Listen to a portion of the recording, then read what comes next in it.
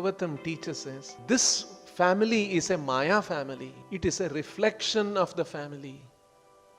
There is a real family elsewhere. Just like you may see a shadow of a mango. If you try to bite the shadow, you will not get the sweetness of a mango. But the very fact that there is a shadow which looks like a mango indicates that there is a mango elsewhere.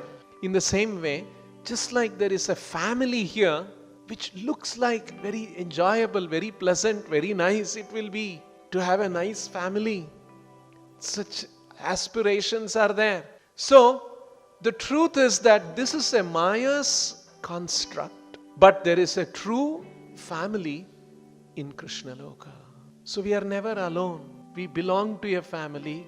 We will be part of a family.